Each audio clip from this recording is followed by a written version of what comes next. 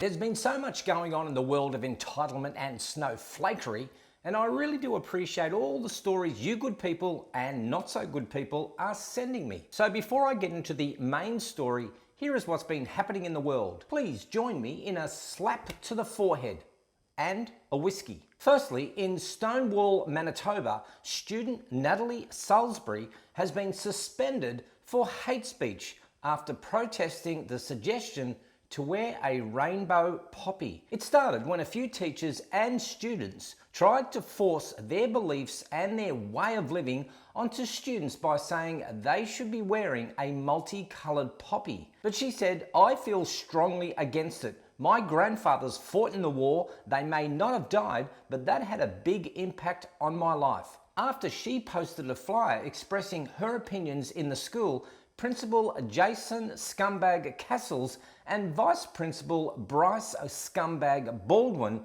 suspended her for hate speech. I'm not sure, but isn't that a crime that carries a prison sentence on conviction in Canada?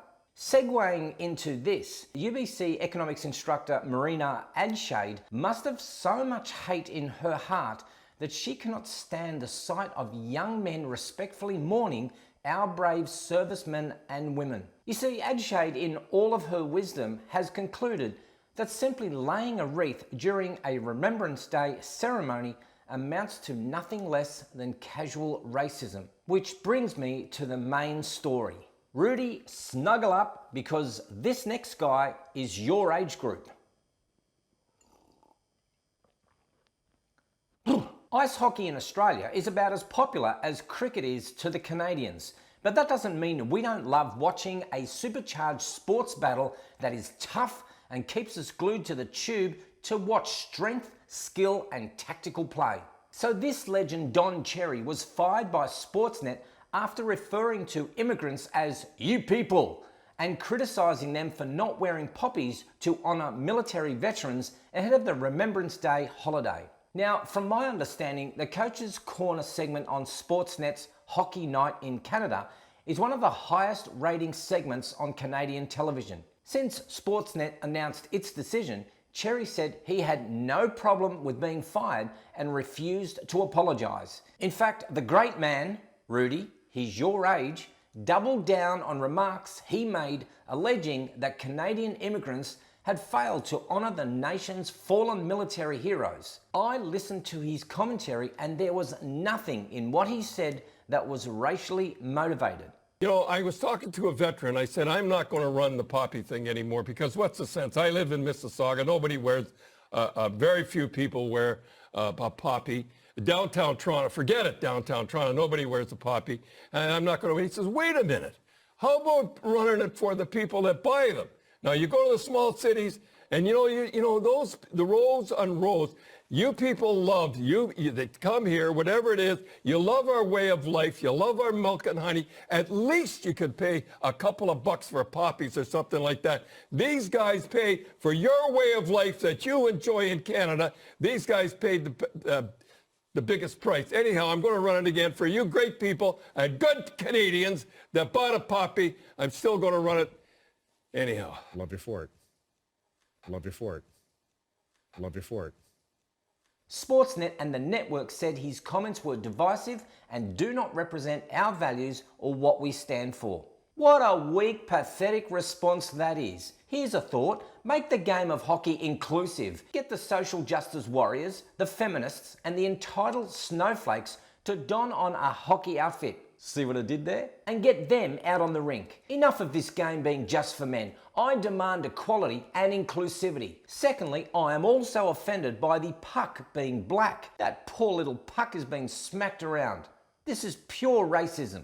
Let G-Mann tell you how this will pay out, and I'm going to give you a couple of comparative stories that have unfolded here in Australia. Every Thursday night for a quarter of a century, the NRL, which is Australia's national rugby league, has fans tuned into first-class footy analysis, laughs and controversy.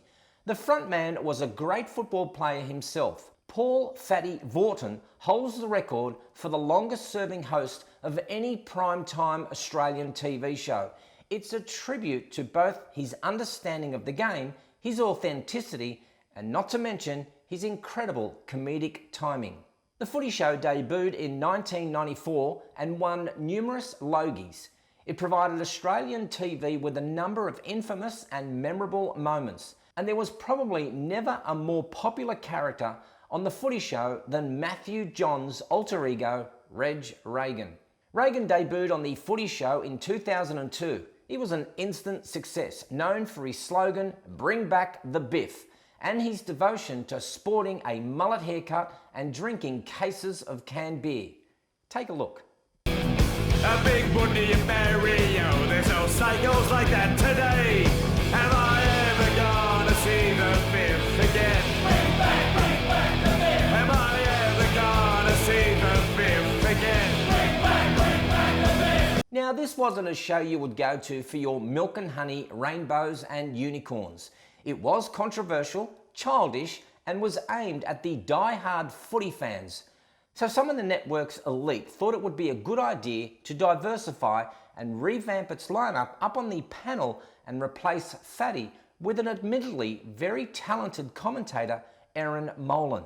The Footy Show was a hugely successful show and an advertiser's dream. But what do you think happened once they decided to go all SJW and inclusive to replace a very much-loved Aussie male larrikin with a sophisticated, beautiful and talented woman? TikTok, time's up. Well, it was hardly surprising that Channel 9 Network has decided to pull the plug on the NRL's Footy Show after 25 years on air. The director of sport, Tom Malone, said in a statement, "It's been an incredible ride for the Footy Show. Yes, it has, and then you go and stuff it all up. We had 25 years of success, and after just a year, gone." In another somewhat similarity, here is a very quick timeline about another Aussie icon, Carl Stefanovic. In February 2005, Carl replaced the very popular Today host Steve Liebman. He's been a fill-in host on A Current Affair for Tracy Grimshaw. In 2008, Stefanovic took over as host of 9 Network's Carols by Candlelight with Lisa Wilkinson, replacing another long-time host, Ray Martin. He continued to host Carols by Candlelight until 2012. While the host on the Today Show in November of 2014, Stefanovic revealed in an interview with Fairfax Media that he had been wearing the same suit on air every day for a year, except for a couple of times because of circumstances, as what he said was an experiment in sexism. He said that while female colleagues received regular criticism for whatever they wear, nobody noticed his outfit for a whole year. Now, in July 2016, he attracted criticism from the LGBT community after using the word tranny and making a number of jokes deemed transphobic during a segment on the Today Show. In July of 2016, a day after the segment, he made a public apology on the show, stating, "Well, as we all know, I can be a complete tool, right? Yes! Well, yesterday I was worse. I was an ignorant tool." In July of 2017, Stefanovic began hosting This Time Next Year on the 9 Network. Now, by all accounts, this guy was the golden boy for Channel 9, and advertisers loved him. He even turned up drunk to host the morning show after a big night at the Logies. Hello and welcome to you. Lisa has not slept, neither has Carl. I'm talking about myself in the third person. So you looked absolutely sensational last night. I know. Didn't she look really good? Thank you, Amber. And wow. How good does Lisa Wilkinson look Oh, with shush. 0 sleep? I can't believe how good you looked this morning. Oh, shush. Your husband is a lucky man. That's all I can say.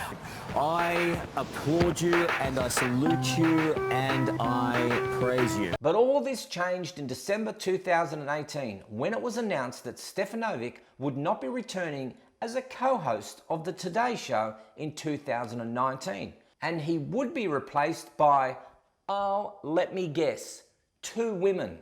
Now, I need to fast track this story. In just 1 year after his immediate sacking, in November of 2019, the 9 Network announced that Stefanovic would be returning to the Today Show as co-host from January 2020. and he won't be returning with the woman who was his co-host back in the day, but by another talented woman, Alison Langdon. Now, why is that? Why won't he head up the show with his previous host, Georgie Gardner? Well, it was reported that Georgie had earlier quit her role as the Today newsreader back in 2014, in part due to Stefanovic's blokey on-air antics. So how did it all come crumbling down for Carl?